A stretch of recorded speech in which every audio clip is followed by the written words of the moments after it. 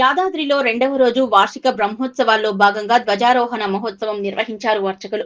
తెలంగాణలో ప్రసిద్ధ పుణ్యక్షేత్రమైన యాదగిరిగుట్ట శ్రీ లక్ష్మీనరసింహస్వామి వారి బ్రహ్మోత్సవాలు స్వస్తి వసనంతో ప్రారంభమై రెండవ రోజున దేవత ఆహ్వానము ధ్వజారోహణము నిర్వహించారు. బ్రహ్మోత్సవాల్లో అతి ప్రధానమైన ఘట్టం ధ్వజారోహణం. ధ్వజస్తంభం అధిపతి అయిన గరుత్మంతుని తెల్లటి వస్త్రంపై పసుపు, కుంకుమ, గంధంతో గరుత్మంతుని చిత్రపటాన్ని వేసి అందులోనికి వేద మంత్రాలతో, మూర్తి మంత్రాలతో ఆహ్వానం చేశారు ఆలయ అర్చకులు. గరుత్మంతుని ఆహ్వానం చేసిన చిత్రపటానికి ధ్వజస్తంభానికి కట్టి పసుపు, కుంకుమలతో చేసిన అన్నం ముద్దలను ఆరేగింపుగా ఎగరవేసి నైవేద్యంగా సమర్పించి ముక్కోటి దేవతలకు స్వామివారి కళ్యాణ ఆహ్వానమును గరుత్మంతుని ద్వారా అందజేశారు.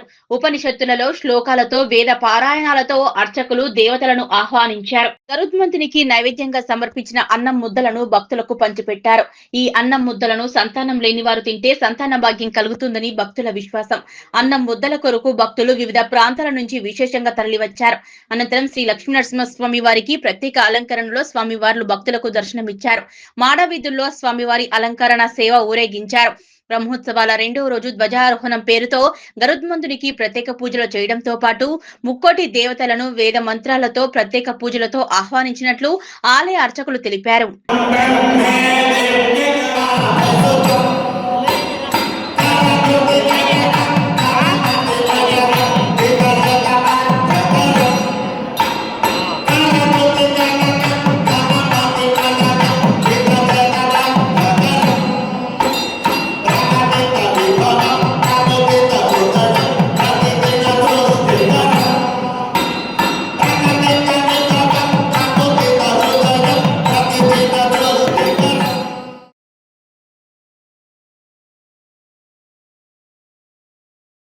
వారి భక్తులకి విజ్ఞప్తి.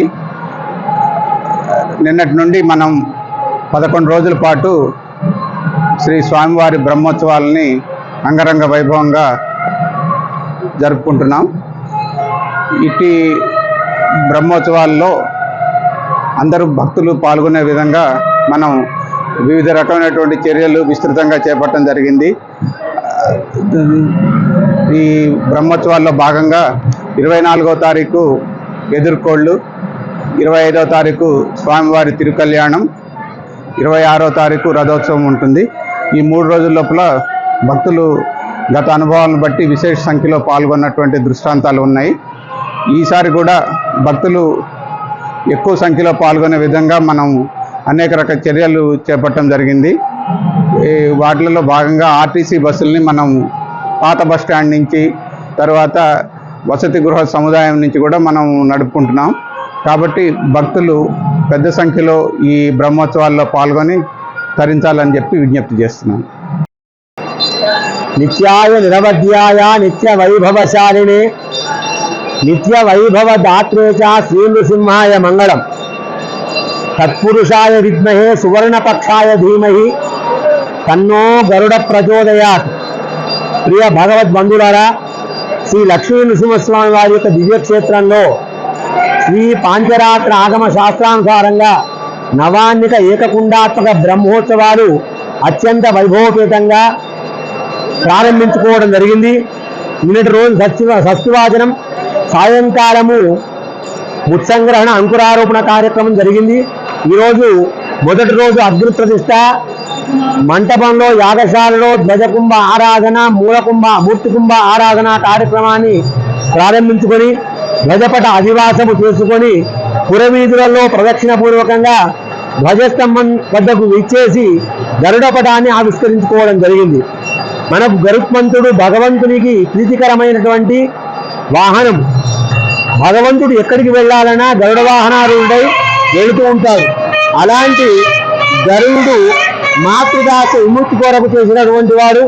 మాతృభక్తి ఏ విధంగా ఉండాలనేటువంటి దాన్ని నిరూపించినటువంటి పరమాత్మ యొక్క వాహనమైనటువంటి గరుత్మంతుని ఈరోజు మనం ధ్యానం చేస్తున్నాం. గరుత్మంతుడు వేద స్వరూపుడు.